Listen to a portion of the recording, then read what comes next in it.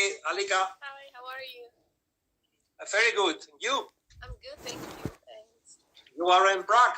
Yes, still in Prague. Is it good weather? Finally, after 2 weeks, it stopped snowing or raining. So yes, It's terrible. It's terrible in April. Okay. Well, that's one of the good things of Spain. Here, the sun always shines. Always shines. Yes, you're right. Okay. Let's start talking. This one, it's an open talk, an open interview.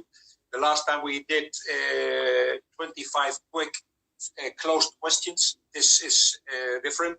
So let's see how it goes. You were several months ago. You were in Barcelona, Yeah. in Spain. You went for an intensive training month, I think. But it surprises me very much that so much tennis players from all over the world come to Spain to have 1 month, 2 months, 1 week, 3 months, and they stay here for that time. Why is that? Well, I think many players are looking for a place to practice between tournaments or to prepare for a tournament. So, and Spain has a good tennis, Barcelona especially. So, I think we are looking for a place to practice for a while, like short-term solutions, and that's a good option because you have a lot of opportunities and different academies there, so you can choose what. Yeah. That's right. There's lots of academies in the north of Barcelona, the south of Barcelona, really in all the Mediterranean. Yeah. Spain has good level, as well in Madrid, in Andalusia, in the north of Spain. But I think there's also good level out of Spain in your country, in Germany, in England, in Russia. So that's why it surprises me so much. I understand in Spain you can always play and train outdoor, no? Because here it's 15 degrees in winter time. You can train. That's a thing I think in the north of Europe that doesn't exist, right? Exactly. That's the thing. Like even now with the COVID in Czech, we're not allowed to practice indoors. So for 2 weeks it was raining, it was snowing, 2 degrees outside. So yeah, if you have a chance to go and practice in Spain outdoors, of course you go and you. Okay, talking about COVID, how is the Czech Republic now? Because it was very bad in the Republic, in the Czech Republic. It was the worst country in Europe. Yeah, I mean, how is it now? It's still not good, but. It's slowly getting better, I think. Yes. Some restrictions are getting lower now, so hopefully we'll be good in few months. But yes, okay, let's hope that. In all the lockdowns I wanted to say your country, but it isn't your country. Prague is in the Republic, in the Czech Republic. You are from Slovakia. They are good neighbors, but you live in the Czech Republic. Yes.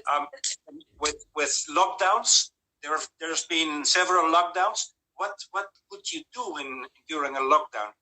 Because play tennis is very difficult. What did I do, or? See, how did you spend your time? Could you train in lockdowns, or what could you do? Well, during the first wave or the first lockdown, I was in Cape Town, South Africa at the moment where it all started. So my first lockdown, I was basically locked in an apartment for 1 month trying to get home, which was difficult at the time because all the flights were canceled. And then when I got home, I stayed in quarantine for 2 weeks. And after that, we couldn't really practice or do fitness. So it was tough because at the time, basically there was not much to do at the moment. So it's like a lost period. No, you couldn't do anything. No, that's what happened here. Here in Spain, we couldn't do nothing. Especially the first lockdown, and last year, it were 3 months. at home. At home, we couldn't do nothing, but because here we don't have houses with a garden. Here, the constructions of the houses go up. There are 5, 6, 7 levels. So here we don't have gardens. So the only thing we could do here, and that what we did, sports people, was training a bit, like exercises with like body physical training with an application, with an app of the mobile phone, and nothing else. Three months, the same thing. What I was doing for 2 months as well, and I was trying to hit some shots in the parking lot here downstairs in the apartment building. So I was hitting few balls to the wall, but it was it. Yeah. Okay. Well, let's hope it. I think it's going to be over very quickly, because the solution is the vaccines are working. Yes. Yeah. I think in the summertime maybe it is. I don't think it will be over, but it will be a little bit better. Let's say, on the way to be over. Yeah. And I think we are at the last month, the last weeks of COVID. Let's hope so. I want you to tell me how is the life as a tennis player, as a professional, because the image of the professional tennis player is like enjoying life, earning a lot of money, seeing lots of places, traveling a lot, playing tennis.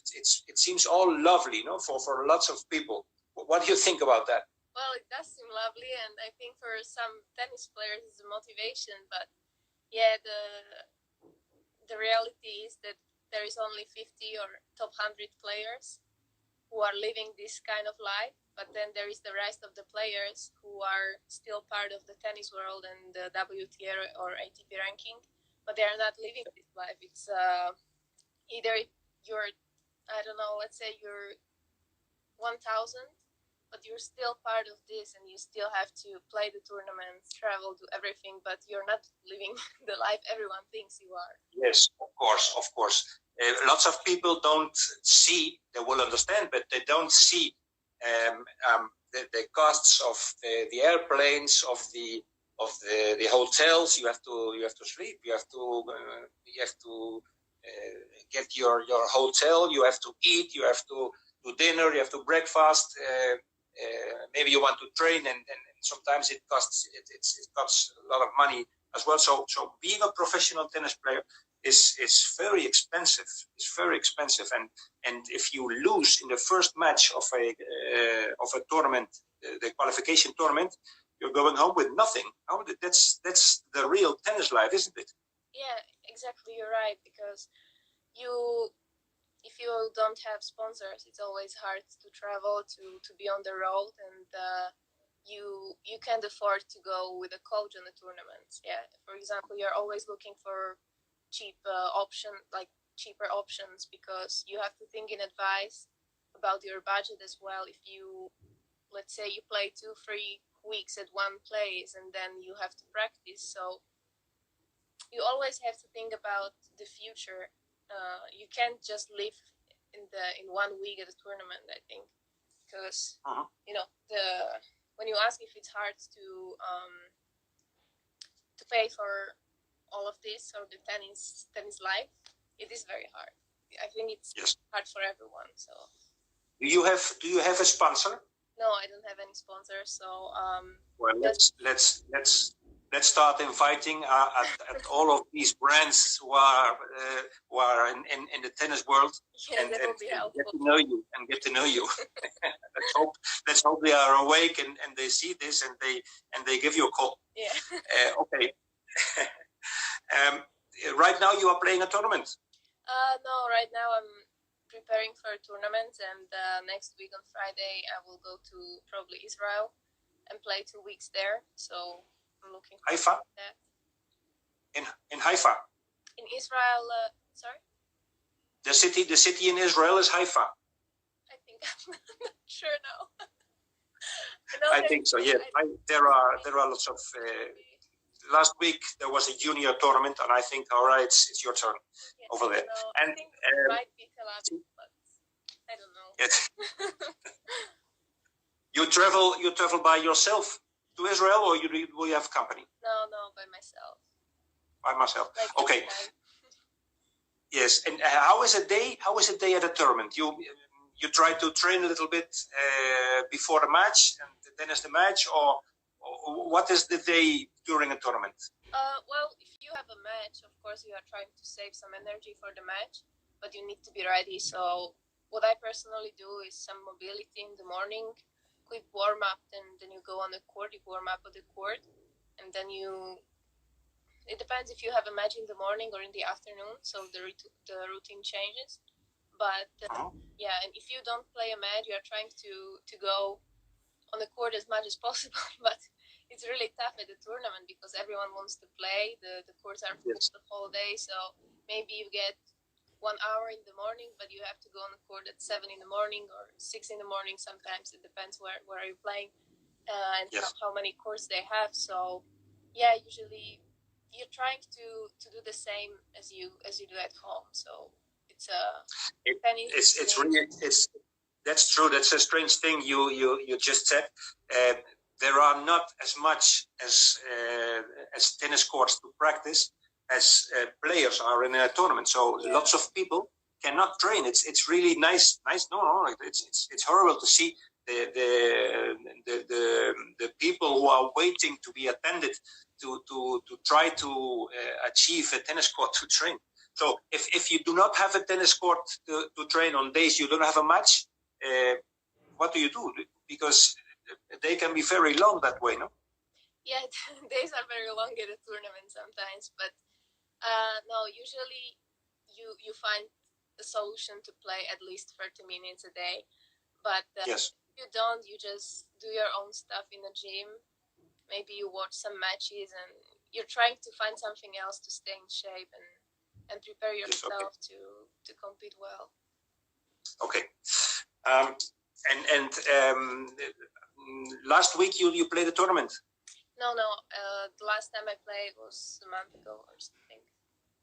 A month ago? Yeah. Okay. I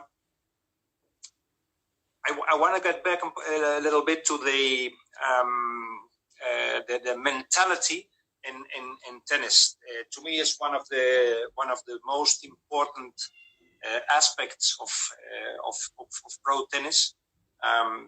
Of course, all the things are important in tennis. All the details are important. If you are in shape, if your left feet you have it's in bad shape. If your shoulder hurts, all the details are important. But to me, look, what really decides of this is the mentality of the player. So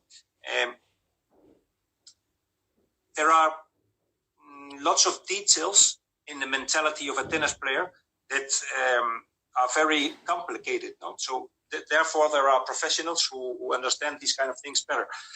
But for instance, mental intensity, that means to me, mental intensity means to me to be focused, especially at the beginning and the end of a set, because it's impossible to have mental intensity hold the match this from the start till the end. But there are lots of people who don't have that mental intensity. They run, they fight, but they do not have the mental intensity, just to say, visualizing the point before playing it and try to make the best of that point. You're trying to win it and try to do what you really planned. I don't know if I make myself clear. I think it's very important to have that mental intensity. Yeah, that's important. And as you said, it's very hard to stay focused 100% the whole match. And I think it's impossible because to focus, let's say, 2 hours straight, it's impossible. So it's important to know how to switch on and switch off between the points. Yep. And yes, that's a good one. Yeah, that's also important, how to use the Yes. 1 minute break you have between the games. You know, so when you change sides, I don't know, I think there are different things that helps different people or players. Yep. So let's say some players just put a towel over the head. You can see it on the TV a lot.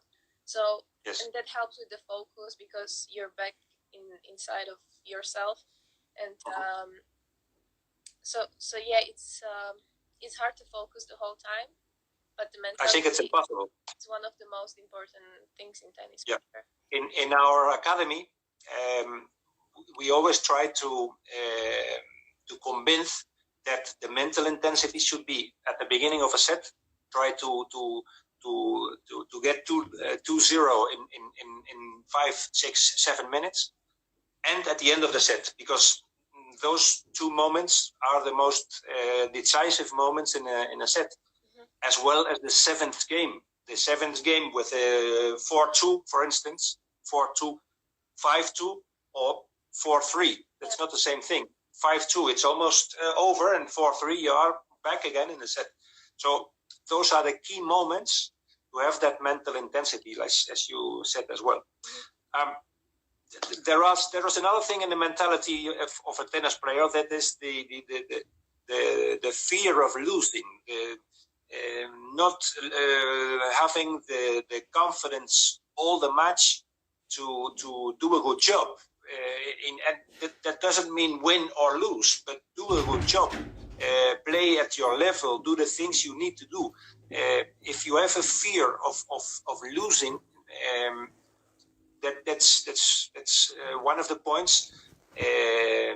You can be decisive if you control that.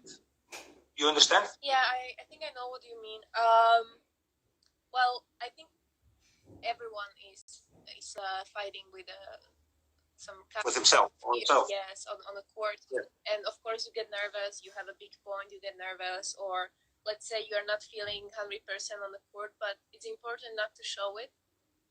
And so you have to play it a little bit. Let's say, yeah, you could be 5-3 up serving, and suddenly you feel stressed, you get tired, you don't know what to do with the ball, but you can show to your opponent, because he's also stressed a little bit because he is 3-5 down, and you. Of course. So it's important not to show how you feel, and just try to stay confident, and don't let the thoughts to ruin your game at the moment.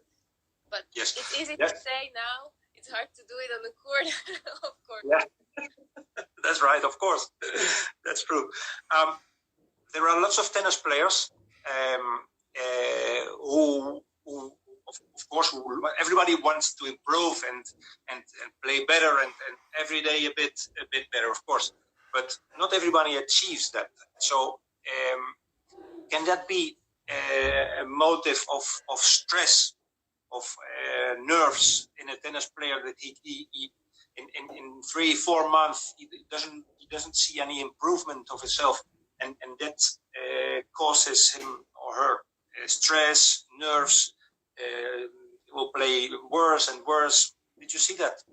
Of course, and I'm struggling with it as well. Like, of course, sometimes you put too much pressure on yourself, and you feel like you're losing, you feel like you're not good enough, or these thoughts are coming, but they come and they go.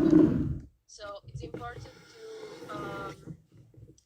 to focus what you want to achieve, to remember why are you doing this, and also like to have a good habits and stay disciplined during this tough time. Mm-hmm. Also now with let's say with the COVID, I was struggling a lot with this, because you don't see the end of the current situation with the pandemic and everything. You're losing points, you can't defend your points because you can't travel, or all this kind of stuff. But yeah, if you surround yourself with the right people who help you to stay on the good path and do what you want to do, that helps with it as well. So okay, perfect. Do you think that a mental coach could be a solution for. I ask you that because a tennis coach cannot dominate every detail in tennis. A tennis coach normally is educated to improve the technique of a tennis player, to improve the tactics. That is his study. His skills are that. So a tennis coach doesn't need to know about mental questions or physical questions. So do you think a mental coach in the group of a tennis player is a good idea? Well, definitely. I also had a mental coach, and that was helpful for me. It gave advice.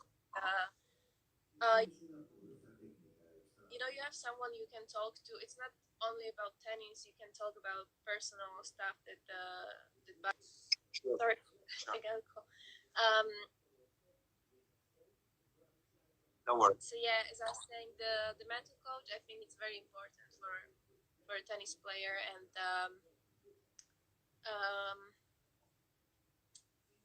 a tennis coach can't be everything on the court. Yeah, No, I don't. But some coaches, they have the experience from tour. Yeah, they are ex-tennis players and all of this. So that helps also. He can feel not the feel, but he went through the same stuff. The coach, he went through the tournaments, through the matches, through everything. So yeah, I think the tennis coach can help you in this as well. And if you have a good relationship, which is very important in the tennis court, because basically you are living with the coach, right? You spend every day together. If you can afford it, you travel to the tournaments.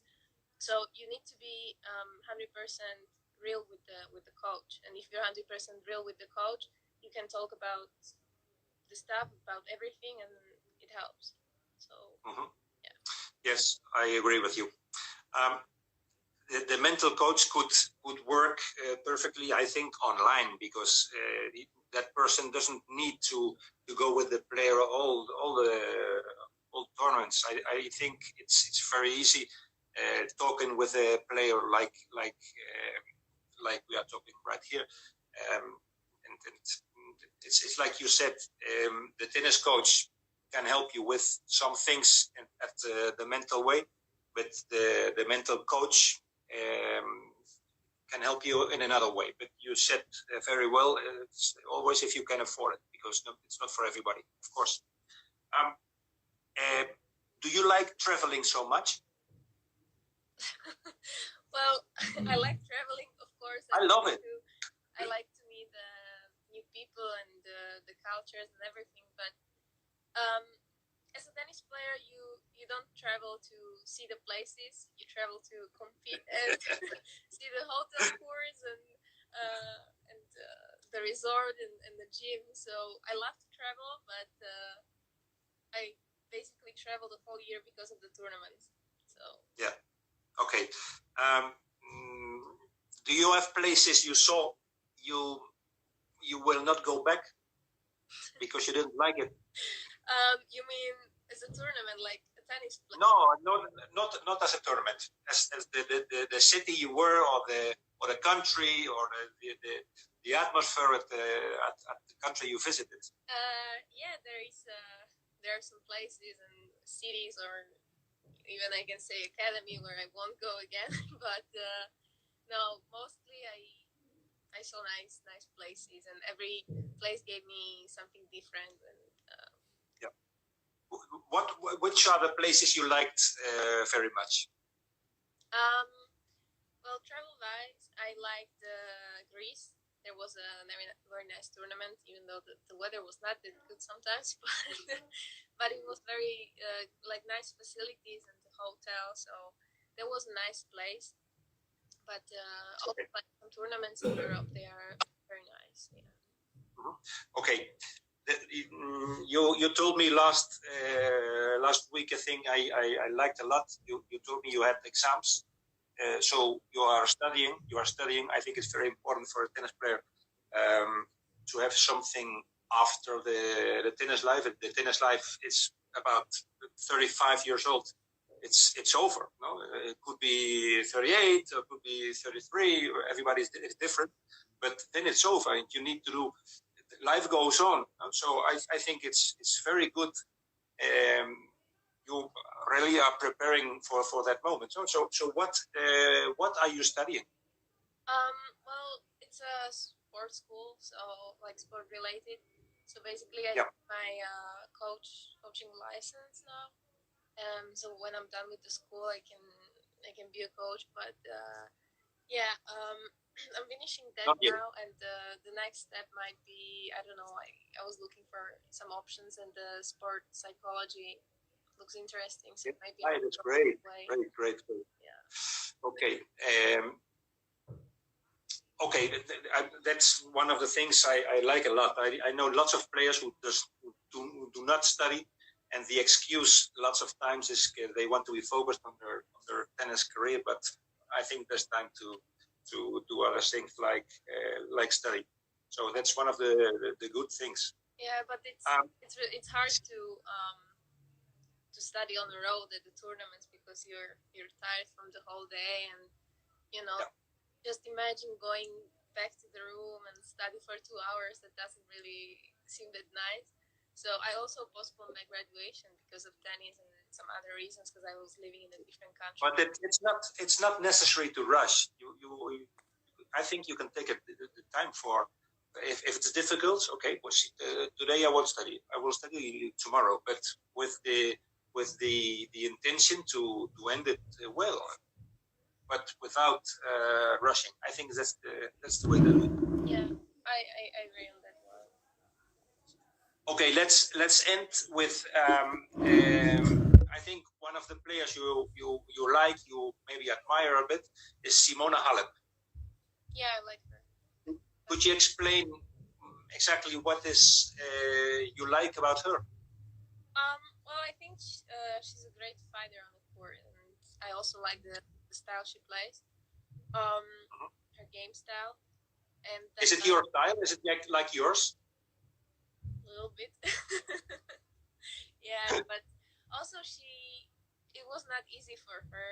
I think, like everyone knows she had the breast. The operation, yes. The operation. So, like, she went through. She sacrificed a lot, and she went through a lot of stuff. So, yes, I admire her. But I think that made her tougher. That made her. She went through that, and now she is fine. She suffered that, and so she learned maybe even to suffer more. Yeah. And then she thought she could. So finally, it was a good experience for her, and she uses that right now. I think Halep wants to dominate in the game. She doesn't like to counterattack. She wants to dominate, but without taking risk. She always plays the balls like in our academy. We try to explain that the ball needs to go 1 meter over the net and try to hit it deep. Those are one of the details important for junior players. And Halep does that as well. She wants to dominate. She makes her rifle run, but a lot, and all the balls are 1 meter over the net, right to the left, and she makes very little unforced errors. I think that's the great thing about it. Yeah, I mean, you definitely know her game much better than I do. So yeah, I don't watch the women's tennis that much on the TV or screen. But I definitely admire her as a player, and I love. I mean, I really like her game style. So for me, it's nice to see her playing or watch her. Okay, when are you going to Israel? When? Yes. Next week on Friday. Next week Friday, and then the next day, Saturday, is the start of the tournament. Sunday, yeah, Sunday. Sunday, okay. Well, I wish you good luck. Thank you. I will see the results in the ITF app I have in my phone, so I can see the results, and I hope you're doing well. I hope you're fine, and I hope we keep in contact if you want. So next year we can do another one. We talk a little about your improvement. Okay. Thank you very much. Thank you very much, Alica. Thank you. Have a good night. Bye-bye. Bye.